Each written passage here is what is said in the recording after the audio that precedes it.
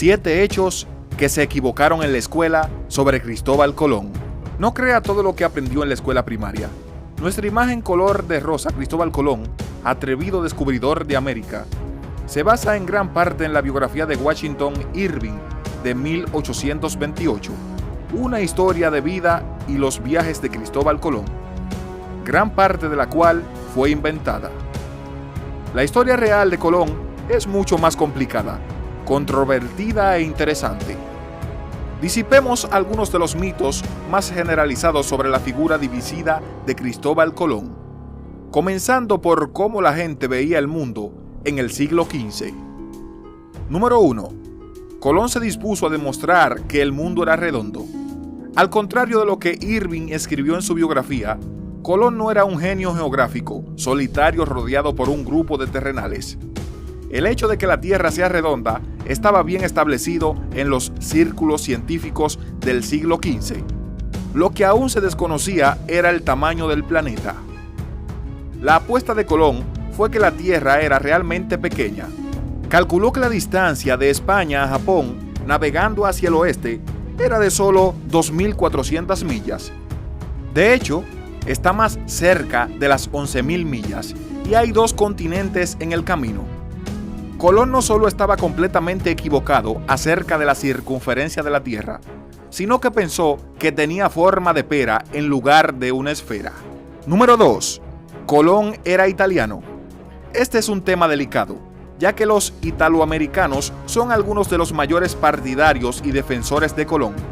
Pero si vamos a ser históricamente precisos, Colón no pudo haber sido italiano, porque Italia no existió hasta 1861. Los italoamericanos se aferraron a Colón a finales del siglo XIX para combatir la discriminación virulenta contra los inmigrantes italianos. Las comunidades italoamericanas en ciudades como San Francisco comenzaron a realizar desfiles anuales del Día de la Raza para celebrar a un héroe estadounidense con herencia italiana y para promover las contribuciones italianas a la sociedad y la cultura estadounidense. Número 3. Colón descubrió América. Pregúntele a cualquier estudiante de primer grado al azar quién descubrió América y te dirán con orgullo que fue Cristóbal Colón. Pregúntele a la mayoría de las personas de 50 años y le darán la misma respuesta. Pero hay varios problemas graves con esa afirmación. Incluso si ignoramos el hecho de que millones de indígenas habían vivido en la tierra que ahora se conoce como América del Norte durante más de 10.000 años antes de que Colón la descubriera, Colón todavía no era el primer europeo en tocar tierra en el Nuevo Mundo. Los historiadores y arqueólogos coinciden que los vikingos, exploradores y posiblemente el propio Leif Erikson establecieron colonias a lo largo de la costa de este Canadá, ya en el siglo X. Pero incluso si ignora tanto el tema indígena como las afirmaciones de los vikingos, todavía está atascado con el hecho de que Colón nunca puso un pie en América del Norte. La primera expedición de Colón aterrizó en una pequeña isla en las Bahamas el 12 de octubre de 1492. Expediciones posteriores desembarcaron en Cuba, Jamaica y la Española, entre otras islas. Si bien estas islas son sin duda alguna parte de las Américas, ninguna de las expediciones de Colón encontró lo que la mayoría de los estadounidenses considerarían América. Número 4. Los barcos de Colón eran la Niña, la Pinta y la Santa María. Bueno, este es solo medio falso. Colón y su tripulación pueden haber llamado a los 3 barcos la Niña, la Pinta y la Santa María, pero probablemente esos eran solo apodos. La Niña no era el nombre oficial del barco. La pequeña embarcación estilo carabela se llamaba originalmente Santa Clara, pero los marineros la bautizaron como Niña en homenaje al propietario del barco, Juan Niño.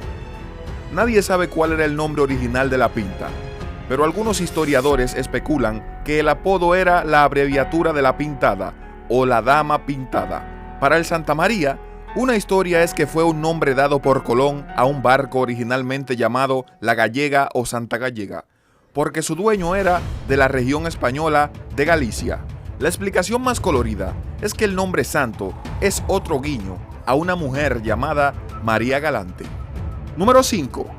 Colón pensó que había descubierto un nuevo continente. No, Colón no tenía ni idea de que había encontrado accidentalmente el borde de dos continentes masivos que equivalían a casi el 40% de la masa terrestre total del mundo. En cambio, murió convencido de que había descubierto una ruta de navegación occidental hacia Asia o las Indias Orientales. Por eso llamó a las tribus indígenas locales indios, por supuesto. En lugar de pensar que había descubierto un nuevo mundo verdaderamente desconocido, Colón creía que simplemente había aterrizado en algunas islas asiáticas que no habían sido descritas por Marco Polo. Increíblemente, Colón estuvo tan cerca de ser el primer europeo en América del Sur, pero confundió la costa de Venezuela con China continental y no estaba interesado en seguir adelante. Número 6. Colón fue un asesino genocida. En las últimas décadas, Colón ha sido vilipendiado por críticos que lo culpan por la eventual muerte de millones de nativos que contrajeron enfermedades europeas o cayeron bajo la espada de conquistadores y colonos. Si bien eso es mucha muerte para poner sobre los hombros de un hombre, las interacciones directas de Colón con los nativos taínos en la Española también fueron desastrosas.